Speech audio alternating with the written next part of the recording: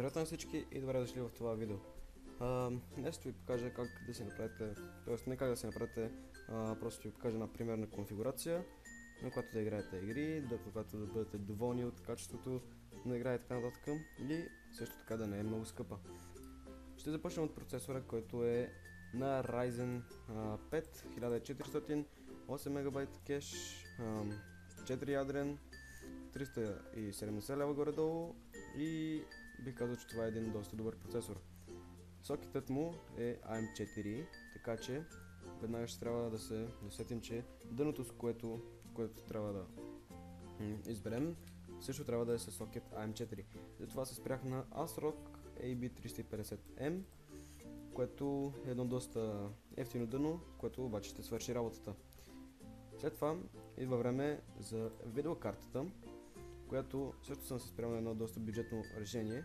Тя е на Radeon RX 550 в изпълнение на Gigabyte, която е 2 GB GDDR5, и бих казал, че картата въобще не е зле.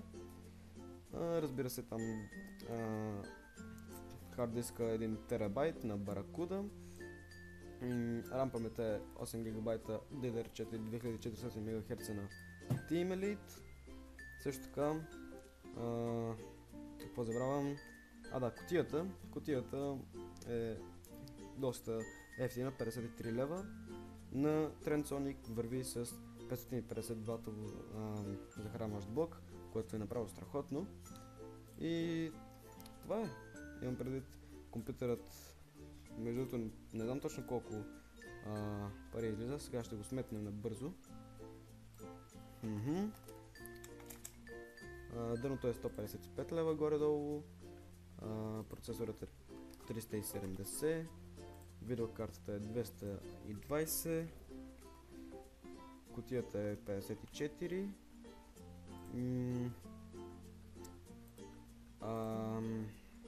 RAM паметта мисля, че беше 120, ако не се лъжа, и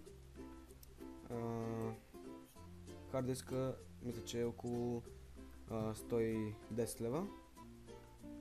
Така че общо излиза около 1050 лева, така че тази конфигурация е около 1000 лева и също така е доста добра. Ще може да играете всички игри, които пожелаете. Разбира се, не всички ще са на макс настройки, но просто ще може да ги играете, ще бъдете доволни и въобще няма да ви засича и такива гадни работи, които се случват на по-слаби компютри.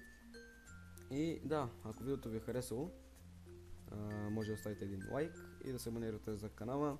Също така, един приятел направи видео с Intel процесори и така нататък, с Nvidia карта.